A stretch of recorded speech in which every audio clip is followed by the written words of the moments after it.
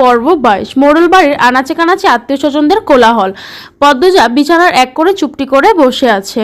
ঘরে দুষ্টু রমণী আছে কয়েকজন, নিজেদের মধ্যে রসিকতা করছে, উচ্চস্বরে হাসছে, অথচ এরাই বিপদের সময় পাশে ছিল না।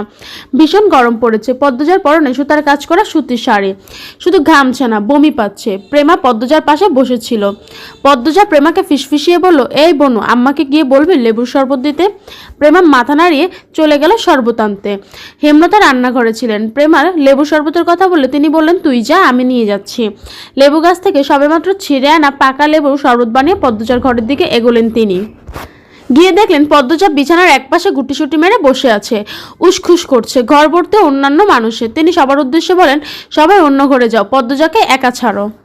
হেমলতার এমন আদেশে অনেকের রাগ হলেও বেরিয়ে গেল। তিনি দরজা বন্ধ করে শরবতের গ্লাস পদ্মজার হাতে তুলে দিয়ে বলেন, সবসময় মুখ বন্ধ রাখা ভালো না। যারা বিপদের পাশে থাকে না তাদের জন্য বিন্দু পরিমাণ অসুবিধার মুখোমুখি হবি না। গরমে তো শেষ হয়ে যাচ্ছিস। জানালাটার পাশটা অন্যরা ভরাট করে রেখেছিল, ভালো করেই সরতে বলতি। পদ্মজা মায়ের কথার জবাব না দিয়ে এক নিঃশ্বাসে লেবু শরবত শেষ করলো। এবার একটু আরাম লাগছে। আলনার কাপড়গুলো অগোছালো, সকালেই তো ঠিক ছিল, নিশ্চয়ই মেয়েগুলোর কাজ। হেমলতা আলনার কাপড় ঠিক করতে করতে জিজ্ঞাসা করলেন, কি নিয়ে এত চিন্তা করছিস? পদ্মজা কিছু না বলে বিছানায় আঙুল দিয়ে আঁকিঝুঁকি করতে থাকলো। পদ্মজার অস্বাভাবিকতা দেখে হেমলতা কপাল কুঁচকালেন। বলবি তো? পদ্মজা বিচলিত হয়ে বলল, আম্মা, উনি বোধহয় আজ আসবেন। উনি কে? আমির? না আম্মা, লিখন শাহ, উনি। হেমলতা দীর্ঘশ্বাস ছেড়ে স্বাভাবিক কণ্ঠে বললেন, কপালে যা আছে তাই তো হবে, ভাবিস না, আমি আছি, সব সামলে নেব। লিখনকে আমি বুঝাবো। হেমলতার কথা শেষ হতে পদ্মজা ভেজা কণ্ঠে বলল, উনি খুব কষ্ট পাবেন আম্মা। হেমলতা অবাক হয়ে তাকান পদ্মজার দিকে। পদ্মজা তো ব্যাকুল কেন হচ্ছে? তিনি কি পদ্মজার অনুভূতি চিনতে ভুল করেছেন, নাকি শুধুমাত্র কারো মন ভাঙবে ভেবে পদ্মজার এত ব্যাকুলতা?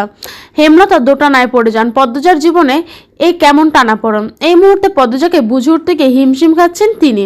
ওদিকে হানিও ডাকছে। হেমলতার বড় বোন হানি গতকাল ঢাকা থেকে গ্রামে এসেছে, ছেলে মেয়ে নিয়ে এসেছে। হেমলতা দরজার দিকে পা বাড়ান। তার আগে বলে গেলেন, আমার নোংরা অতীত শোনাবো আজ, বাকি সিদ্ধান্ত তোর। যা চাইবি তাই হবে, মনে রাখিস, যা চাইবি তাই পাবি। পদ্মজা কিছু বলার আগে হেমলতা চলে গেলেন। পদ্মজার বুকের ভেতর অপ্রতিরোধ তুফান শুরু হয়। মায়ের অতীত জানার জন্য কত অপেক্ষা করেছে সে। আজ যখন সেই সুযোগ এলো, তার ভয় হচ্ছে খুব। কেন হচ্ছে জানে না, কিন্তু হচ্ছে। হাত পায়ের রগে রগে শিরশির অনুভূতি। ব্যানগাড়িতে চড়ে অলন্দপুরের আটপাড়ায় ঢুকলো লিখন শাহ, সাথে বাবা মা এবং বোন। বাবা শব্দর আলী, মা ফাতিমা বেগম, বোন লিলি। শব্দর আলী চশমার গ্লাস দিয়ে গ্রামের ক্ষেত দেখছেন আর বারবার বলছেন, এই তো আমার দেশ, এই তো আমার বাংলাদেশ। ফাতিমা ভীষণ বিরক্ত ভ্যানে চড়ে। ওনার ইচ্ছে ছিল কোনো মন্ত্রীর মেয়েকে ঘরে বউ করে আনবেন, আর ছেলের নাকি পছন্দ হয়েছে গ্রামে। ছেলের জেদের কাছে হেরেই আসতে হলো। লিখনের পরনে সাইরঙ্গা শার্ট, চোখে সানগ্লাস, উত্তেজনায় তার হাত পা কাঁপছে রীতিমতো। এমন একটা দিন নেই যেদিন পদ্মজার কথা ভেবে শুরু হয়নি। এমন একটা রাত নেই যে রাতে পদ্মজাকে নিয়ে স্বপ্ন দেখা হয়নি। মাঝের সময়ের ব্যবধানে পদ্মজাকে খুব বেশি ভালোবেসে ফেলেছে সে। স্বপ্নে কোমরে আঁচল গুজে ঘরের কাজ করা পদ্মজাকে দেখতে পায়। কখনো বা অপরূপ সুন্দরী পদ্মজাকে ঘুমের ঘরে ঠিক বিছানার পাশে শাড়ি পরা অবস্থায় দেখতে পায়।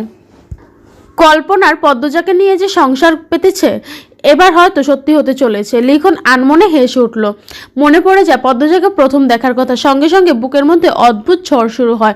কি মায়াবী, কি স্নিগ্ধ একটা মুখ। তার চেয়েও সুন্দর পদ্মজার ভয় পাওয়া, লজ্জায় পালানোর চেষ্টা, পরপুরুষের ভয়ে আটকে থাকা। লিখন আওয়াজ করে হেসে উঠল। ফাতিমা শব্দর অবাক হয়ে তাকালেন। লিলির এসবে খেয়াল নেই। সে আকাশের দিকে তাকিয়ে কি যেন ভাবছে। লিখন মা বাবাকে এভাবে থাকতে দেখে খুব করে কাশলো। এরপর বলল, সুন্দর না গ্রামটা? বুঝছো আব্বু, এই গ্রাম এত সুন্দর যে আবার আরেকটা সিনেমার জন্য আসতে হবে আগামী বছর। শব্দর আলী প্রবল আনন্দের সাথে বলেন, সে ঠিক বলেছিস, মন জুড়িয়ে যাচ্ছে দেখে। চারদিকে গাছপালা, নদী, রাস্তাঘাটও খুব সুন্দর। এখানে একটা বাড়ি বানালে কেমন হয়? লিখন গোপনে দীর্ঘশ্বাস লুকালো। তার বাবা যখন যেখানে যায় সেখানে বাড়ি বানানোর স্বপ্ন দেখেন, কিন্তু বানানো আর হয় না। ফাতিমা বিরক্ত গলায় বললেন, তা আমরা উঠছি কার বাড়ি? তোর পছন্দ করা মেয়ের বাড়ি নাকি অন্য কোথাও? মায়ের চোখে মুখে বিরক্তি থেকে লিখনের হাসি পেল। বলল, তোমাকে রাখলে এত ভালো লাগে আম্মু? ফাতিমা আর চোখে ছেলের দিকে তাকান। প্রশংসা শুনতে তিনি বেশ পছন্দ করেন। লিখনের মুখে প্রশংসা শুনে একটু নিভলেন। হয়েছে, আর কতক্ষণ? 5 মিনিট। অলন্দপুরের মাতবর বড় মনের মানুষ, আমাকে নিজের সন্তানের দৃষ্টিতে দেখেন। যতদিন ছিলাম প্রতিদিন খোঁজ নিয়েছেন, নিজের একজন লোককে আমার সহায়ক হিসেবেও দিয়েছিলেন। উনার বাড়িতেই উঠবো। লিলি চোখ মুখ বিকৃত করে বলল, অন্যের বাড়িতে উঠবে? উফ, মারবো ধরে। অন্যের বাড়ি তোর কাছে, আমার কাছে না। মজিদ চাচার বউ ফরিনা চাচি এত ভালো রাঁধেন, আমাকে নিজের হাতে খাইয়ে দিয়েছেন। উনার একটাই ছেলে, ঢাকায় পড়ছে, ব্যবসা সামলাচ্ছে। তার সাথে অবশ্য সাক্ষাৎ হয়নি, কিন্তু ফরিনা চাচি সারাক্ষণ ছেলে ছেলে করতেন। আমাকে পেয়ে ছেলের সব ভালোবাসা ঢেলে দিয়েছিলেন। তাই ওই বাড়ি আমার কাছে আপন না লাগুক, বড় লাগে না। আর বিশাল বাড়ি, ওনারা বিবৃত হবেন না। 3-4 দিনের জন্যই তো যাচ্ছি, কোনো ব্যাপার না। লিখনের এত বড় বক্তব্যের পাশে কেউ কিছু বলার মতো পেল না। হাওলাদার বাড়ির সামনে এসে ভ্যান থামে।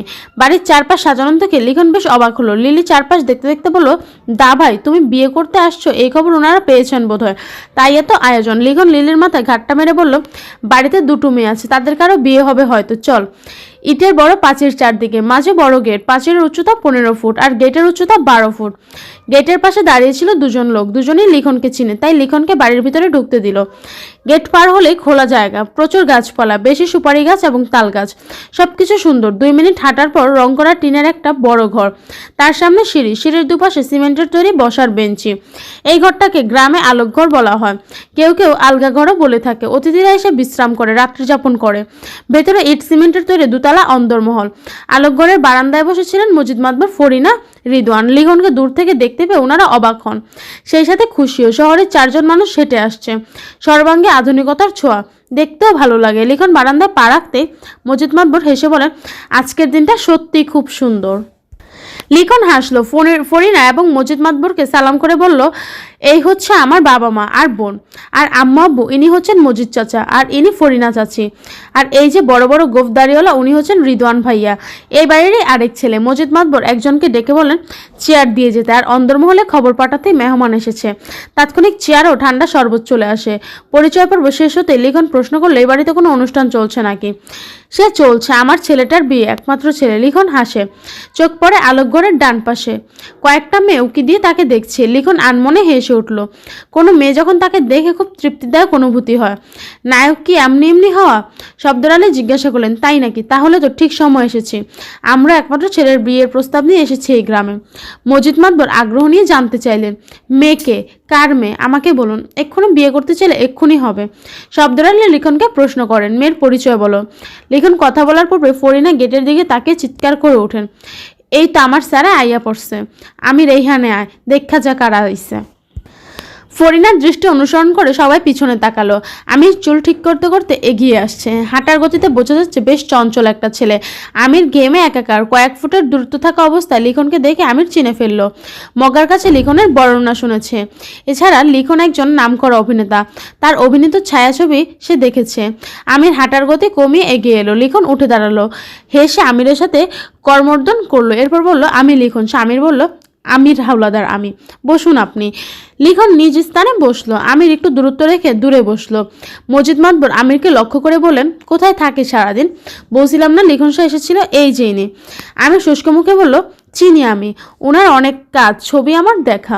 শব্দরালি, ফাতেমা, লিলি, লিখন সবাই হাসলো।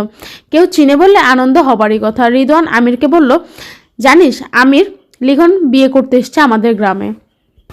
আমির কিছু বলল না। ফরিনা জানতে চান, পাত্রীকে? কইলা না তো। লিখন বুক ভরা ভালোবাসা নিয়ে বলল, পদ্মজা, মোড়ল বাড়ির বড় মেয়ে। লিখনের কথা শুনে মুহূর্তে হাওলাদার বাড়ির সব মানুষের মুখ কালো হয়ে গেল। আলোকঘরের পাশে দাঁড়িয়ে থাকা মেয়েগুলো কোলাহল থেমে গেল। চারদিকে স্তব্ধ শান্ত। লিখন ভ্যাবাচেকা খেয়ে গেল। কি হলো সবার? লিখন মা বাবার সাথে চাওয়াচাওয়ি করলো। মজিদ মাতবর শান্ত কণ্ঠে প্রশ্ন করলেন, তার সাথে তোমার বিয়ে হওয়ার কথা ছিল? মজিদ মাতবরের কথা বলার ধরন পাল্টে যাওয়াতে লিখন আহত হলো। বলল, না, এখন প্রস্তাব দিতে চাই, পদ্মজার সাথে পরশু আমিরের বিয়ে। লিখন চকিতে চোখ তুলে তাকালো। বুক পোড়ার মতো অসহনীয় যন্ত্রণা কামড়ে ধরে সর্বাঙ্গে। হাড়ে হাড়ে বরফের ন্যায় ঠান্ডা কিছু ছুটতে থাকে। এক্ষুনি যেন সব রক ছিঁড়ে বেরিয়ে আসবে রক্ত।